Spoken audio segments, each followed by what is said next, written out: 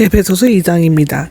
1장에서는 예정된 자들을 택하시고 우주를 통일하시려는 하나님의 영원한 계획과 땅 위와 하늘에 있는 모든 믿는 자들이 교회의 머리 되신 그리스도 아래로 모여올 것에 대해서 설명하였는데, 이제 여기에서는 이후로는 하나님께서는 이 영원한 계획을 실행하시려고 어떻게 죄인들을 성도로 만드셨으며 그들을 그리스도의 몸인 교회에 두셨는가를 서술하고 있는데요.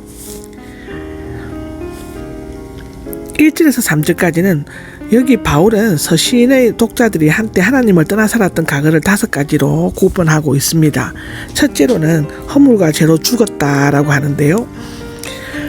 하나님의 뜻에서 어긋나게 행동하거나 진리에서 떠나가는 것을 나타내고, 허물은 고의성이 없고 생각으로 죄를 기억하는 것 외부로 나타나는 구체적이고 특별한 죄이고, 죄는 고의성이 있고 행동으로 죄를 짓는 것인데 내적인 마음에 있는 일반적인 악으로 정의를 하지만 두 사이의 차이를 엄밀하게 구분짓기는 어렵고 서로 비슷한 뜻으로 이해할 수 있다고 합니다.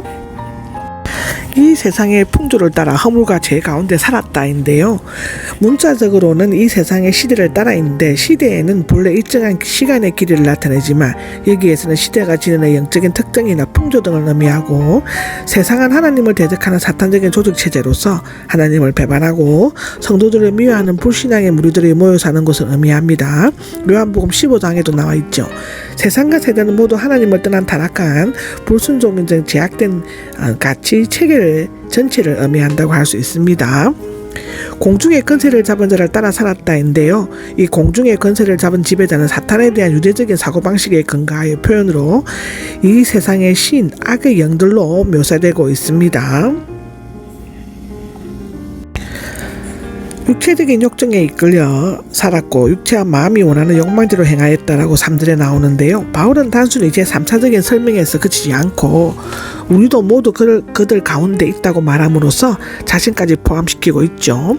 육체의 욕정, 육체는 하나님을 떠나 타락한 죄의 지배 아래 있는 육체적 정신적인 본성을, 욕정은 자기 중심에서 나오는 모든 욕구, 육체와 마음이 원하는 욕망인데, 이 마음은 죄로 저주받은 세상에서 타락한 이성이 지니고 있는 제한된 생각이라고 합니다.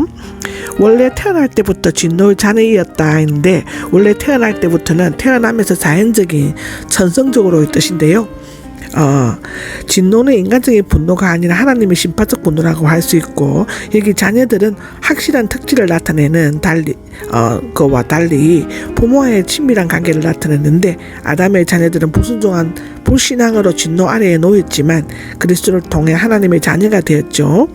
진노의 자녀가 아니라 축복의 자녀가 되었습니다. 4절에서 10절 앞에서 구원받기 전 죽었고 진노의 자녀였음을 나타내고 말한 후, 이제는 구원의 길을 밝히면서 하나님의 은혜가 영광스럽게 펼쳐지는 것에 대해서 언급하고 있죠.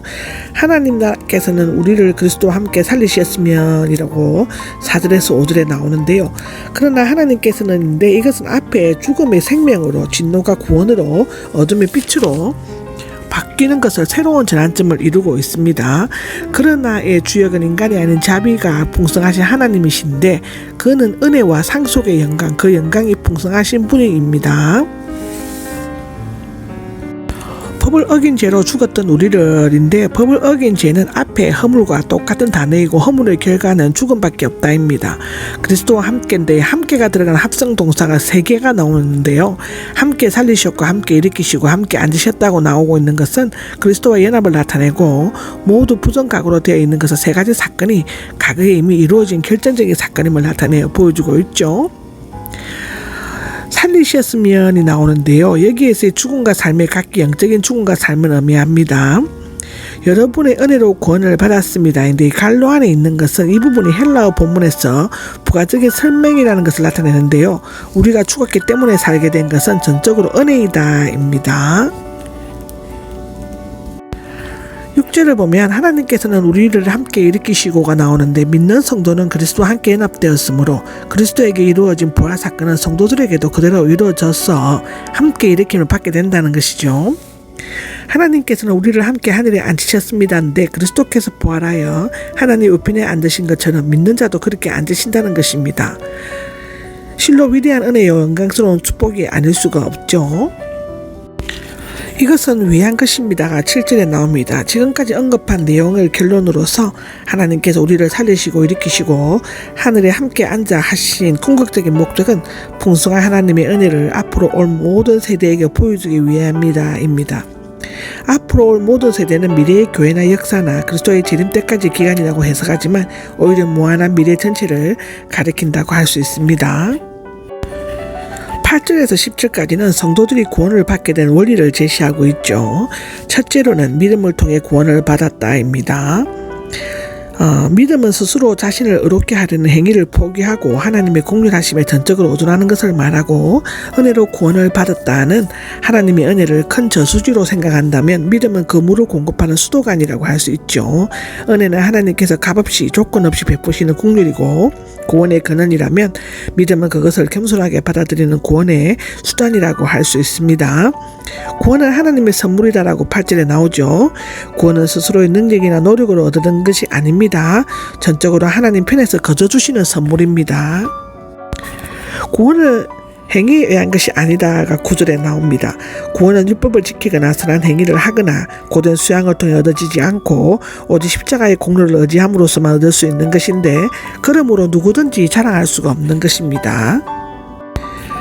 선행은 구원의 열매이다라고 10절에 나오죠. 성도는 선행으로 구원을 얻을 수는 없지만 구원을 받고 선행을 실천하지 않을 수는 없습니다.